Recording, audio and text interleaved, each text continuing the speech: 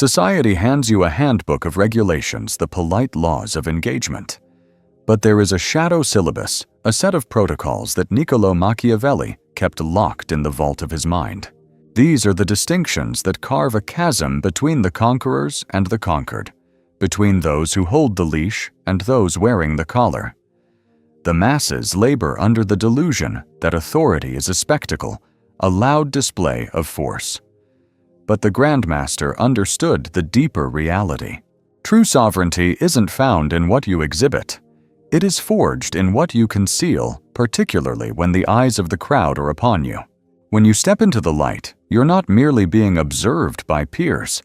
You're being dissected by predators, assessed by rivals, and stalked by potential failure waiting for a single misstep. You do not ascend the hierarchy by performing like a court jester to impress the gallery. You ascend by becoming bulletproof, by crafting an image so flawless it offers no handholds for attack. There are 9 specific behavioral leaks, subtle emotional fissures that will dismantle your aura and erode your command if you are foolish enough to display them. The first commandment of power is absolute stoicism. Never under any circumstance vocalize a complaint in a public forum. You might deceive yourself into thinking that airing grievances makes you appear human or grounded, but to the elite, it signals something far more dangerous. Machiavelli realized that a public lament broadcasts 2 fatal deficiencies. First, that you lack the strategic capacity to solve your own problems, and second, that you are begging for emotional charity. Both are toxic to authority. Real influence gravitates toward those who can metabolize suffering without flinching. The second you broadcast your irritation, you rewrite your character arc. You cease to be a threat or an enigma. Instead, you become a beggar, someone who requires external validation to function, and the world will immediately downgrade its treatment of you to match that low status. Lock your lips. Process the difficulty in total silence. Let the spectators drive themselves mad, trying to figure out why you remain unshakable while the world burns. Never let your armor slip to reveal the soft underbelly of insecurity. If you must bleed, do it in a locked room, perhaps with a single confidant bound by blood or contract, but never where the general populace can witness the wound. Because perception is reality, and people will inevitably believe the confessions you offer them, even if those confessions are temporary doubts. Repeat, "I am not quite ready," enough times, and you guarantee no one will ever trust you to lead. Admit, "I have imposter syndrome," and you grant them permission to lower their expectations of you forever. The prince knew that optics dictate facts. There is no faster way to decapitate your own leadership than to volunteer a list of your vulnerabilities to the people you are meant to command. Even when you're navigating a fog of doubt, your physical frame must remain rigid and unyielding. Let your internal chaos remain a state secret, hidden behind a facade of absolute certainty. That impenetrable wall is what terrifies them. It is not your words that intimidate, but the vast silence of what you refuse to say. This leads to the next law: never broadcast your strategic intentions. Walk into any coffee shop, and you will hear them, the amateurs, loudly detailing their next big move to anyone who will listen. A true strategist looks at these people with a faint smile and sees prey ready to be maneuvered. When you verbalize your blueprints in the open, you trigger 2 disasters. First, you kill the intrigue. People feel no compulsion to aid you because your talk implies the deed is already done. Second, and more critically, you hand your enemies a detailed schematic on exactly how to destroy you before you even take the first step. Operate in the shadows. Announce 0. Let the thunder of your results be the first time they realize a storm was brewing. Maneuver in the dark until your victory is a fait accompli impossible to reverse. When prying eyes ask what you are up to, offer them a vague shrug, a polite smile, and absolute silence. Because power accumulates most effectively when it is invisible. Furthermore, Never demean yourself by taking sides in petty conflicts.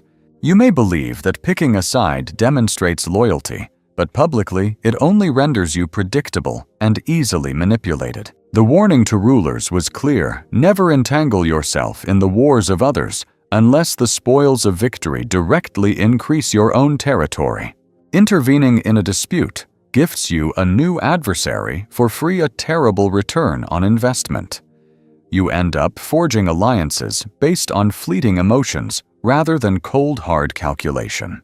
Worse, you show your hand, revealing your moral compass before you have the leverage to defend it. Step back and let the fools tear each other apart. Let them exhaust their resources fighting while you watch from the balcony. Catalog their weaknesses. Remember their tactics. Position your pieces while they are distracted. Neutrality is not passivity. It is the strategic preservation of resources for the battles that actually matter. Equally vital is to exterminate any visible hunger for attention. Nothing reeks of low status quite like the scent of desperation. Whether you're fishing for a laugh, hunting for a compliment, or begging for approval, the moment the crowd senses you need their reaction, they become your masters. The Machiavellian logic is inverted, but undeniable. The more you depend on the tribe for psychological sustenance, the less value the tribe assigns to you. If you walk into a boardroom or a banquet hall dancing for acceptance, you frame yourself as a commodity easily swapped out for the next entertainer. Contrast this with the operator who enters with icy composure, detached and self-contained.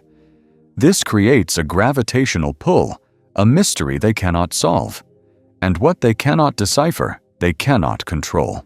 If you want dominion, be the person who requires nothing from the environment. Let the environment bend toward you. Your frame must be diamond hard. Never fracture under compression. Public crises, confrontations, and sudden accusations are not merely events. They are stress tests. Most do not fail these tests because they explode in rage. They fail because they leak anxiety.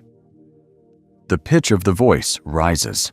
The micro-expressions jitter. The shoulders slump. The herd possesses a primal instinct for detecting fear and will smell this weakness instantly.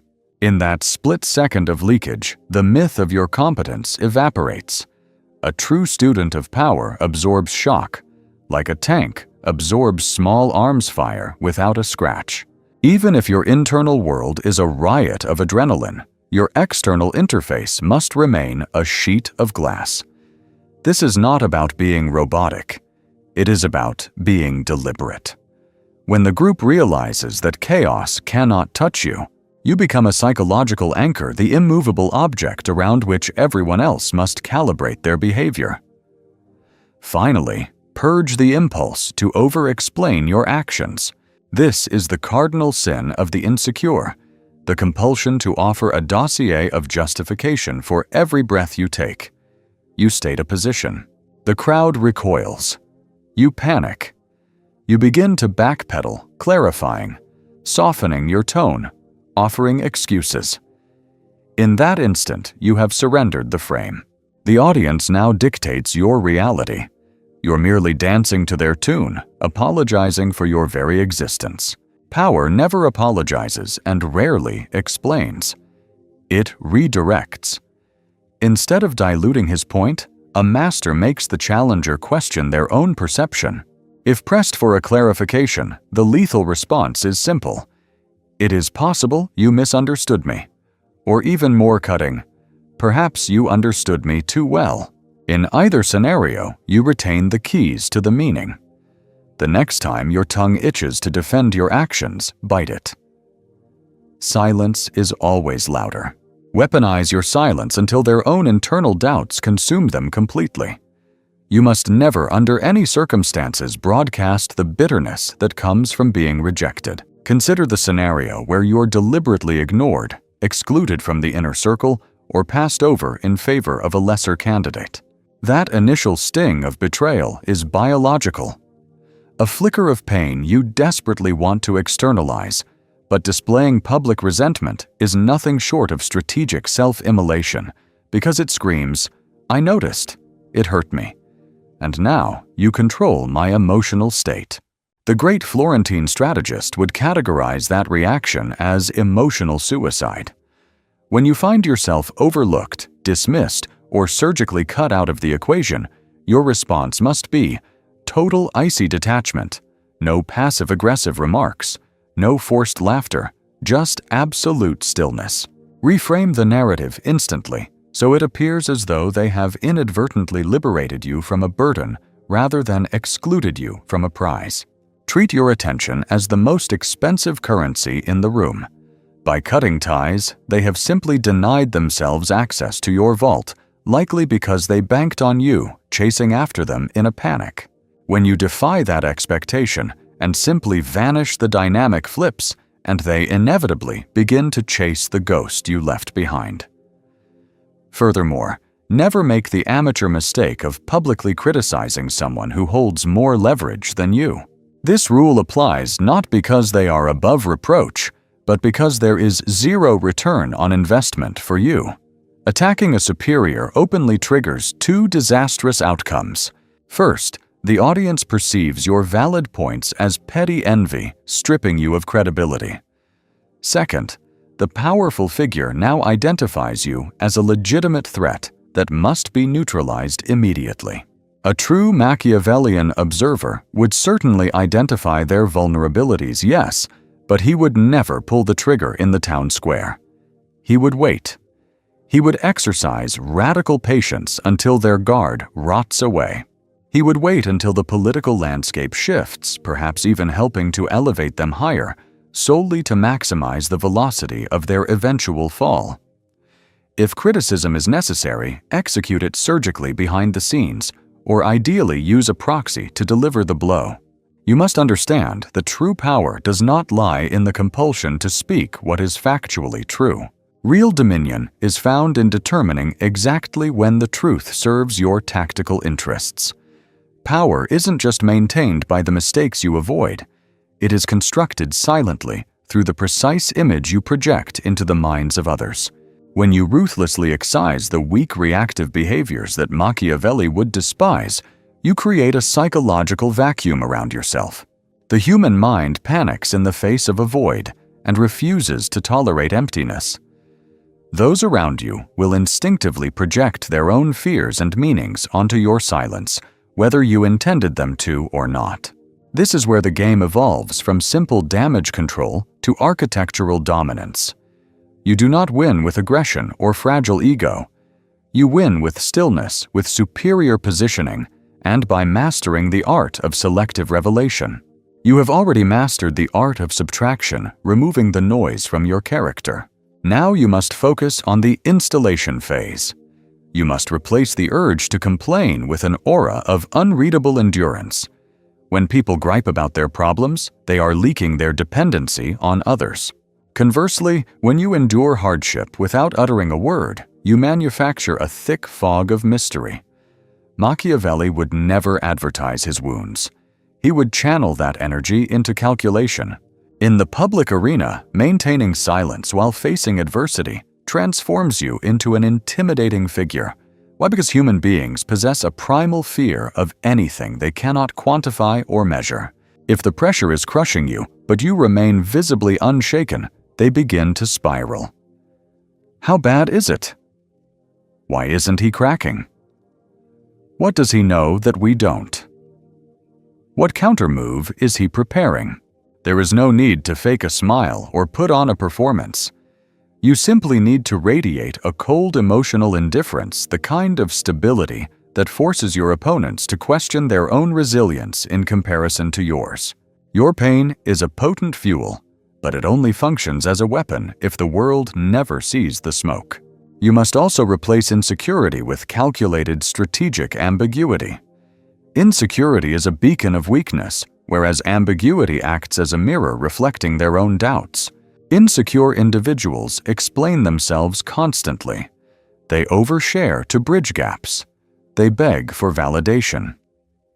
The Machiavellian operator, however, uses ambiguity as a fog of war. He leaves people uncertain by design. You never confess, I have no idea what to do. Instead, you simply state, I am currently weighing a specific course of action, and then you stop talking. You never admit to confusion. Instead, you ask probing questions that shift the spotlight back onto them. You aren't pretending to be omniscient. You are simply ensuring they remain unsure about the limits of your knowledge. Once people suspect you are playing a game with a longer timeline than theirs, they start overthinking every move you make. The second they become distracted by trying to decode your ambiguity, you have secured the advantage and can strike at will. Next, replace overt boasting with subtle high-value signals. Announcing your power is the surest way to dilute it. Accidental revelation is the key. This is how you control the frame of reality.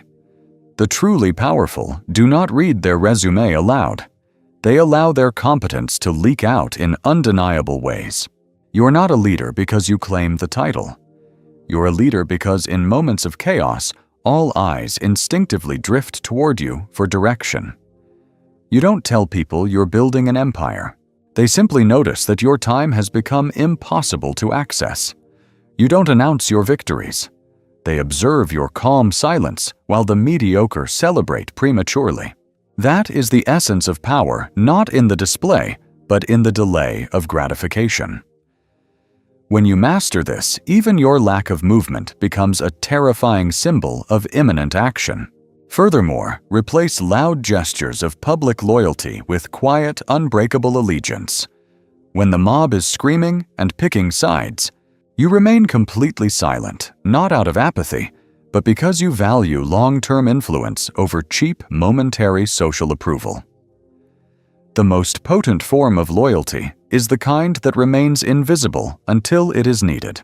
Machiavelli understood that the most durable alliances are always forged and maintained in the shadows far from the public eye. You can support an ally, you can be devoutly loyal, but performing that loyalty for an audience is merely theater, and the ticket price is usually higher than the reward. If you protect someone's interests in secret, their trust in you deepens significantly.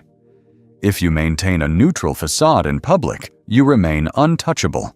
That is the masterstroke. Support them in the dark. Rule the light by revealing absolutely nothing.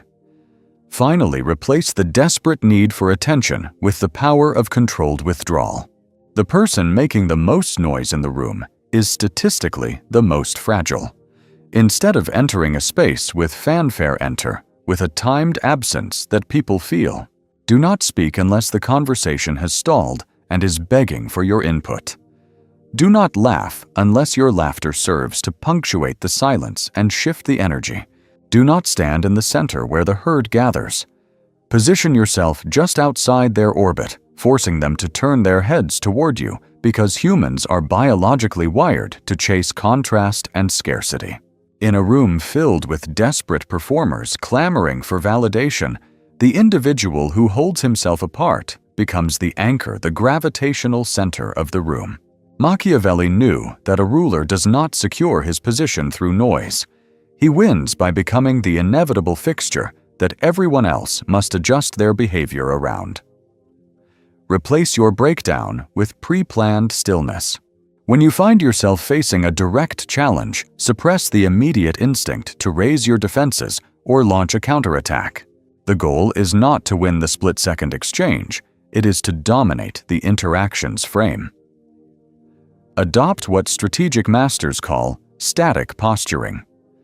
This involves the calculated pause before you speak, the unblinking gaze devoid of emotional leakage, the relaxed lean back when interrupted, and an absolute refusal to mirror the agitator's frantic energy. These are not just passive reactions. They are deliberate kinetic disruptions designed to shatter the other person's rhythm and tempo. Human beings condition themselves to expect resistance. When they brace for a collision and encounter a void, they lose their footing and spiral into a state of cognitive disarray. In this vacuum of reaction, your tranquility transforms into a weapon.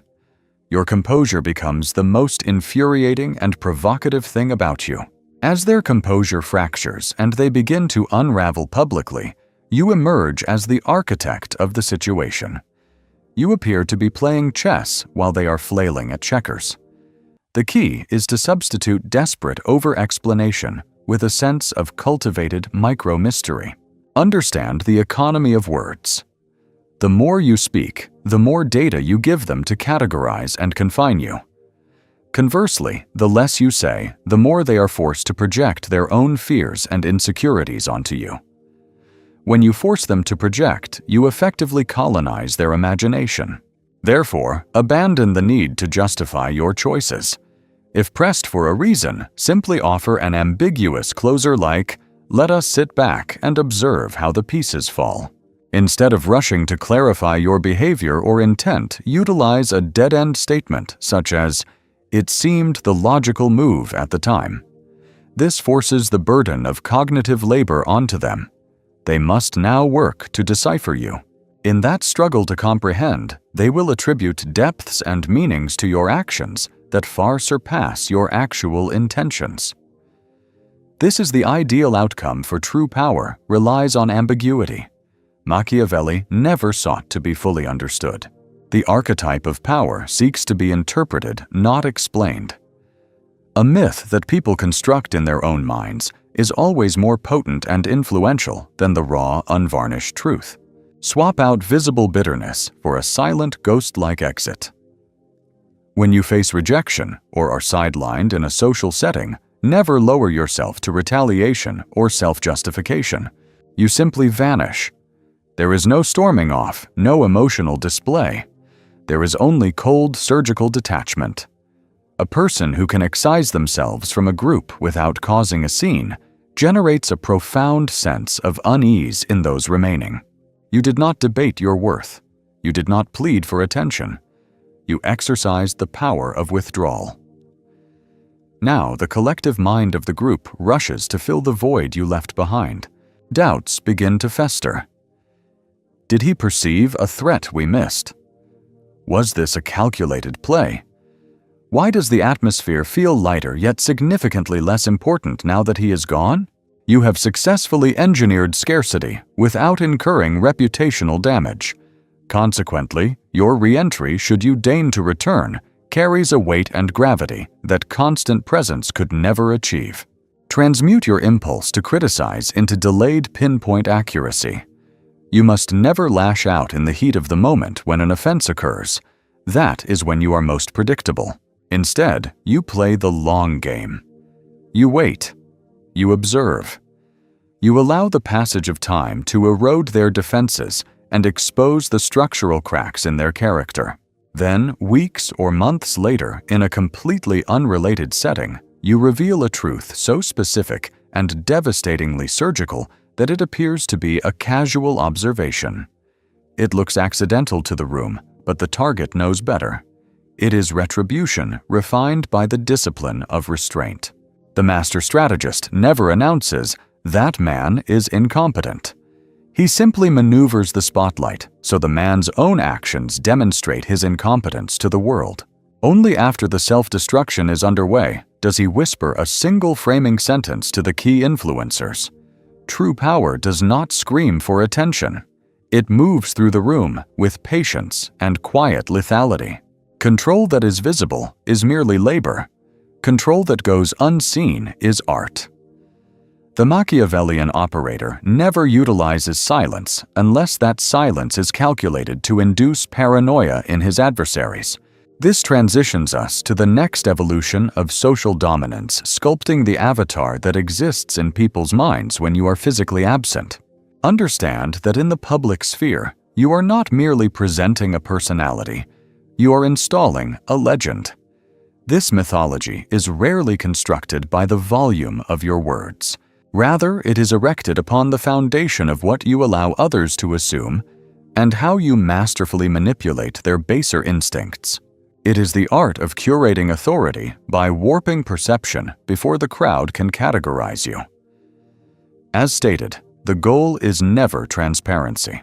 The objective is to be respected, perhaps feared and followed without ever providing a roadmap of your motivations. Most individuals chatter incessantly to plug the uncomfortable gaps of silence. The strategist speaks specifically to manufacture those gaps. Public perception is not shaped by the content of your monologue. It is sculpted by the negative space between your words. When you deliberately slow your cadence, when you insert a heavy pause before a rebuttal, when you leave a thought suspended in the air, you force the audience to lean in physically and mentally. They begin to attribute profound intelligence to your silence, mistaking your lack of speech for deep deliberation. They project deep meaning onto a blank canvas. This is your primary psychological weapon. Say less than necessary. Utilize the pause as a form of invisible punctuation that ratchets up the tension in the room. Create a vacuum so strong that people feel compelled to finish your sentences in their own minds, often aligning with your unspoken will. You cease to be a mere dispenser of content. You become a presence that demands interpretation. Furthermore, you must regulate your eye contact with the precision of a sniper. There are only two methods to socially dismantle a person in public without laying a hand on them: the unbreaking stare that penetrates their facade, or the absolute refusal to acknowledge their existence. The old masters understood this dynamic centuries before modern clinical psychology gave it a name. Your gaze in a public forum is not merely a sign of confidence, it is a declaration of hierarchy. When an adversary attempts to bait you, argues too loudly, or overcompensates for their insecurity, lock onto their eyes with a flat, calm intensity. Do not blink excessively. Do not narrow your eyes in anger. Simply wait. The pressure of your stillness will eventually force them to break contact and look away. The second their eyes dart away, the subtext is clear to every observer they have submitted. Conversely, if a person of lower status attempts to provoke you, delete them from your visual field entirely. This is not done with a sneer of arrogance, but with the cold detachment of a glacier. It is a refusal to validate their reality. Visually, you reduce them to background noise, and the audience instinctively picks up on this signal. The social hierarchy is established instantly, without a single syllable being uttered. When active provocation is unavoidable, respond with calm redirection. Understand that the alphas in the room are rarely the ones winning the shouting match. They are the ones who seem above the fray, casually observing the chaos. When someone attempts to corner you with sharp criticism or veiled sarcasm, resist the urge to defend your honor. Do not escalate the conflict. Instead, pivot physically and verbally. Offer a faint, almost imperceptible smile that suggests you know something they do not. Change the subject with such elegance and fluidity that the aggressor is left looking petty and childish for dwelling on the negative. The room will take note of the contrast. They will see that you did not need to conquer the moment because you simply transcended it. That is true presence. Once the pack realizes you are immune to their bait, they will cease hunting you. When you refuse to rush, the world creates a vacuum around you, forcing the environment to synchronize with your internal rhythm. You're no longer just managing how you are perceived. You're dictating the atmospheric pressure of every room you inhabit. Construct a legend surrounding your unavailability. The most potent displays of social dominance occur in the spaces where you are noticeably absent, allowing the void to do the work for you. If you meticulously curate your public persona, the collective imagination will fill in the blanks. When you depart, offer zero explanations and keep your final words brief. Reveal only the bare minimum required to function. By moving with deliberate ambiguity, you cultivate a sense of intrigue, and human nature cannot resist filling that mystery with a narrative of power. Conversations will inevitably shift toward you. What is his actual agenda? Did you notice how unnervingly calm he remained while the rest of us panicked about the upcoming deadline in 2026? You have successfully implanted a psychological virus, a low-frequency myth that circulates through closed doors long after you have exited. To maintain this, you must be perpetually slightly out of reach. Make a habit of departing from social gatherings before the energy dips and arriving just late enough to turn heads. Speak in fragments that imply a vast reservoir of knowledge without ever showing the bottom of the well. Your goal is to engineer a specific reaction. When your name is dropped in casual discussion, there should be a momentary hesitation, a reflexive pause of respect and calculated caution. That lingering question mark is the foundation of a legacy. True legends never need to raise their voices. Their influence echoes. Allow the people around you to become your unsolicited defense attorneys. The average person disintegrates when their reputation is under siege. They scramble to offer frantic explanations. Machiavelli would view this as a fatal error. Why? Because the second you engage in self-defense, you legitimize the attack and lower yourself to the accuser's level. Instead, the strategist allows his silence to mobilize others. He builds invisible coalitions, maintains an unshakable poise, and trusts that his cultivated aura of dangerous competence will compel a subordinate in the room to intervene and crush the criticism for him. This is your mandate. Articulate your thoughts with such precision that others feel intelligent simply by repeating your words to others. Carry yourself with a gravity that makes people feel sophisticated for interpreting your silence as wisdom. When the inevitable public challenge arrives, remain absolute stone. Simply state that they are welcome to their perspective, then disengage. Let the crowd turn on the aggressor for breaking the social harmony. You merely observe. This is the operating system of kings. Rulers do not wrestle with rumors in the mud. They allow the myth they have built to suffocate the lie. You must also become a virtuoso of the departure. Machiavelli understood that timing is the invisible fulcrum upon which all perception creates leverage. You can deliver the perfect message, but if the timing is off, the impact evaporates instantly. You could have the entire audience in the palm of your hand, only to shatter the spell with a clumsy, lingering goodbye. Mastery of the final interaction is non-negotiable. Execute your exit while the energy is still climbing. Do not wait for the plateau, and certainly never wait until you sense the subtle cues of dismissal. Withdraw while you still command the room's full attention. Walk away in the middle of a high point with a justification that sounds professional but remains beautifully vague.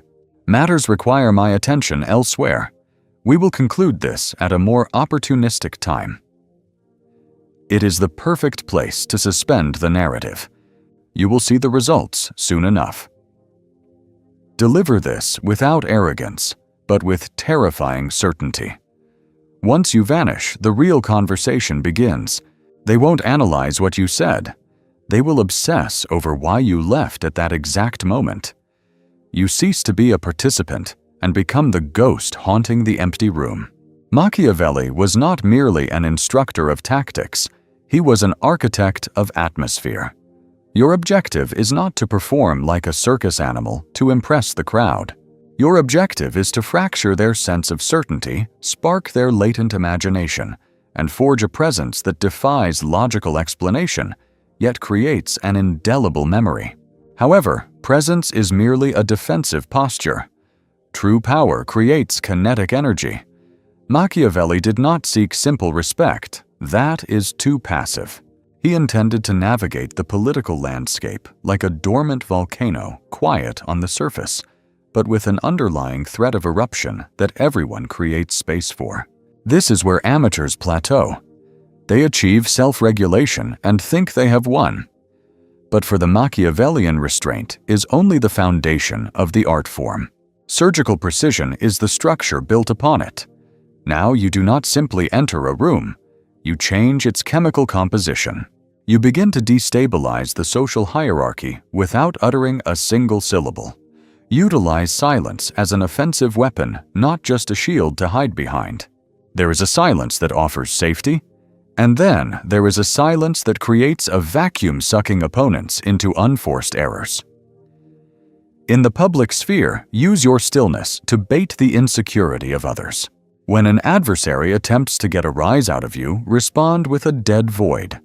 Withhold your words. Instead, offer them a piercing, unwavering gaze. Offer them absolute stillness. Give them zero feedback. This triggers their anxiety, forcing them to start over-explaining their position. They will inevitably escalate. They will hemorrhage information, speaking faster and louder, in a desperate attempt to fill the awkward gap you have engineered. In that crucial window, the audience watches them fall apart while you remain untouched. Machiavelli utilized this silence as a litmus test for character. Allow them to expose their true nature against the canvas of your restraint. Fools rush to clutter the quiet. The powerful let the silence consume the weak.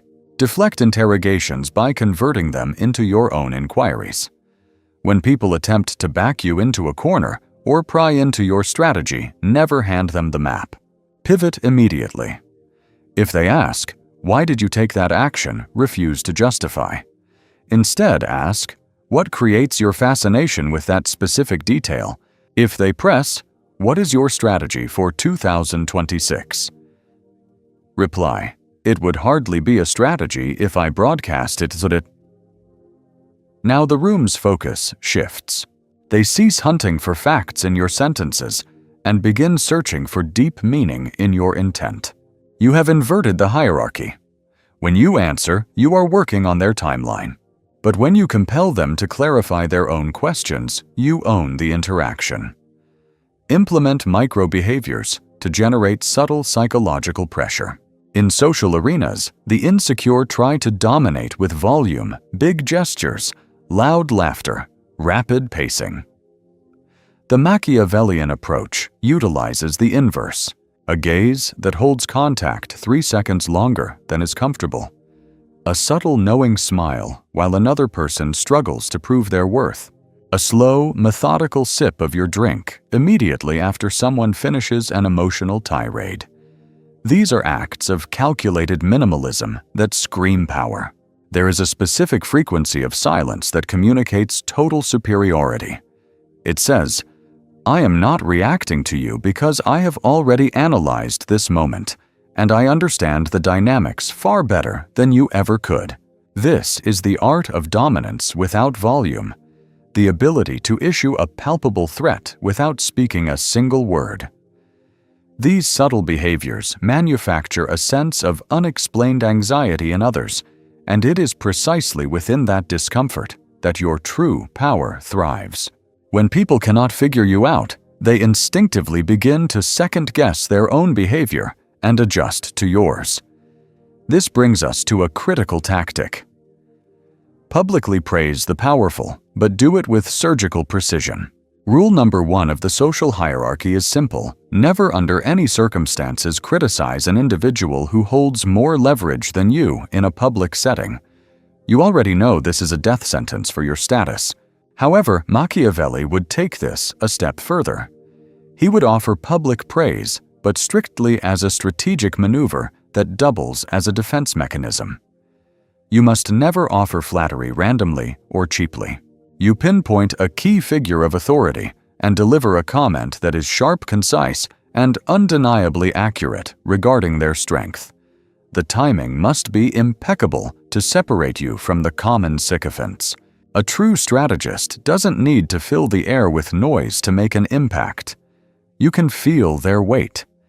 You're always aware when a high-value individual has entered the perimeter, often before your eyes even meet theirs. Why engage in this theater? Because powerful individuals have long memories for those who help curate and protect their public image. By doing this, you transform yourself into a ghost ally. You become someone who secures cover and protection without ever displaying submission. You effectively weave yourself into their defensive shield while keeping your own blade sharpened and ready in the shadows. Another vital law is to never reveal the true object of your observation. In a public forum, your gaze should appear casual and unfocused, but in reality, your mind must be recording every detail. Ask yourself the silent questions. Who is desperate for validation? Who is subtly attempting to challenge your position without speaking up? who is feigning ignorance of your presence while simultaneously mirroring your body language. These are the tells of hidden agendas. Machiavelli would dissect the entire room without the room ever realizing it was under a microscope. This is crucial because your authority in public is not merely about commanding attention. True power lies in harvesting intelligence while remaining undetected. The individual who blatantly stares is a novice. The one who watches quietly is an unstoppable force. Once you identify the behavioral patterns when you pinpoint exactly who is driven by envy, who is crippled by insecurity, and who is merely wearing a mask, you unlock the ability to manipulate them at your own pace. You do not strike today, and maybe not even tomorrow, but you wait until the moment is critical. When you encounter disrespect, respond with a calculated withdrawal of your presence. There is nothing that destabilizes the equilibrium of a group dynamic more effectively than your sudden heavy silence. If an adversary interrupts you, attempts to undermine your point, or tries to brush you aside, do not retaliate with anger. Do not waste energy trying to prove them wrong. Instead, withdraw completely. Retract your energy, withhold your words, and redirect your focus. Turn your body to speak to someone else. Shift the direction of the entire interaction.